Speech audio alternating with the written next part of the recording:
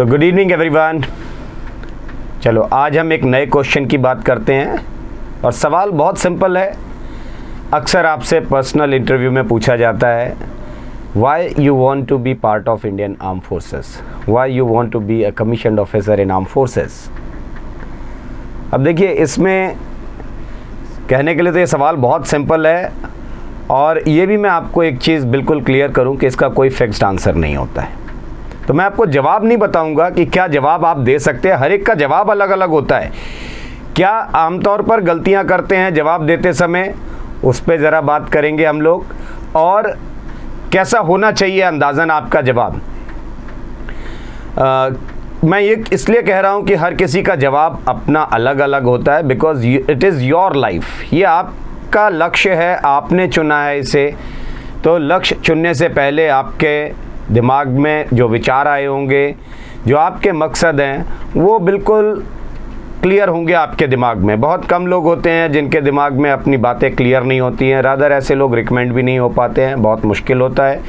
जिसके पास कोई क्लैरिटी नहीं है अपने विचारों की, जिसके पास रीजंस नहीं है प्रॉपर, बिना कारण के तो दुनिया में देखिए कोई भी काम किया जाएगा, वो कभी आपको आपका फेवरेबल रिजल्ट नहीं दे सकता।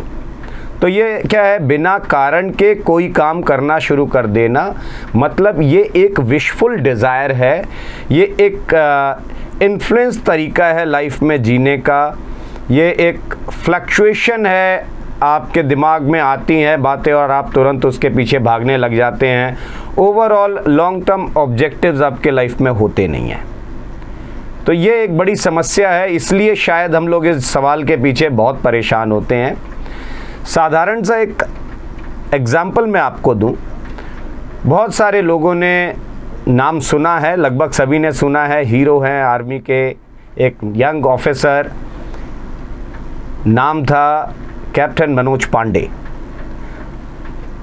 गोरखा राइफल्स के ऑफिसर थे, परमवीर चक्र विनर थे। When he had appeared for his interview, he was asked by his interviewing officer, he was interviewed bye deputy president of the board. और जब उनसे ये सवाल पूछा गया कि मनोज आप फौज में क्यों आना चाहते हैं, why you want to be an officer in arm forces, his reply was very simple कि सर मैं परमवीर चक्र जीतना चाहता हूँ। The deputy president again asked him कि आप क्या जानते हैं परमवीर चक्र के बारे में। तो उन्होंने बड़ा पोलाइटली एक बहुत सिंपल सा जवाब दिया कि सर बहुत ज़्यादा नहीं जानता हूँ, लेकिन हाँ इतना ज़रूर पता है कि ये भारत का सबसे बड़ा वीरता पुरस्कार है और इस पुरस्कार को ज़्यादातर लोगों ने मरणोपरांत जीता है। मैं इस पुरस्कार को जीते जी जीतना चाहता हूँ। भाषा मैं ज़रूर आपको साधारण बता रहा हूँ, बट उन्होंने ये जवाब अंग्रेजी में दिया था। भाषा के प्रति आपको सहज रहना है, ये तो मैं हमेशा कहता हूँ आपसे। तो आप अपनी भाषा चुनिए, दूसरों की भाषा के पीछे भागिए मत कि दूसरों के शब्दों को आप लेकर के अपना जवाब बनाएंगे, उस तरीके को अपनाएंगे, वो कभी मदद नहीं करता।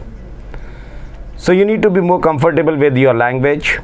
और जो जवाब उन्होंने दिया, ये बहुत हद तक शायद ये इकलौता ही जवाब ऐसा था जो उन्होंने दिया है और उसके बाद कभी ये जवाब नहीं दिया गया। कोई दूसरा कैंडिडेट, आप जितनी मर्जी ट्रेनिंग कर लीजिए, किसी भी व्यक्ति के पास चले जाइए सीखने के लिए, कोई आपको ये जवाब नहीं बताता है कि आप जाकर के ये जवाब दे दीजिएगा एसएसबी में। ना ही ऐसा कभी हुआ कि दोबारा लोगों ने कोशिश की हो। अगर कोशिश करते भी तो शायद वो रिकमेंड नहीं हो पाते इस जवाब के चलते, क्योंकि ये कॉपीड आंसर है, किसी और का चुरा करके उन्होंने बता दिया करके। आपके पास अपने कारण खुद क्लियर होने चाहिए, स्पष्ट कारण होने चाहिए। आर्म फोर्सेस के लिए करियर के तौर पर देख रहे होते हैं तो जो सब्जेक्ट्स आप पढ़ करके आए होते हैं, खास करके 10+2 एंट्री, वो ज़्यादातर लोग पीसीएम से अपना 10+2 करके आते हैं। और जो ग्रेजुएशन कर चुके हैं वो भी आगे अपने कुछ करियर ऑब्जेक्टिव्स रखते हैं। इंजीनियरिंग कर चुके हैं तो इंजीनियरिंग के बाहर बहुत कुछ है करने के लिए। इंजीनियरिंग एक ऐसा फील्ड है जिसमें बाहर आप बहुत कुछ अच्छा कर सकते हैं। तो कभी कभी सवाल बड़ा इम्प्रेसिव भी बना लेते हैं वो लोग कि you have a bright career outside and living all those things, why you are looking for a career in arm forces. आप बाहर किसी मल्टीनेशनल कंपनी में बहुत अच्छा जॉब कर सकते हैं, बहुत अच्छी सैलरी है, बहुत अच्छा पैकेज है, वो सब छोड़ करके फौज की तरफ क्यों देख रहे हैं? अब देखो यहाँ पर क्या होता है कि पहली चीज़ तो यंगस्टर्स शायद ये प्रूव करना चाहते हैं कि उनका जन्म सिर्फ फौज में आने के लिए हुआ है, फौजी ऑफिसर बनने के लिए ही वो जन्म लिए हैं। ये शायद बहुत कन्विंसिंग नहीं है।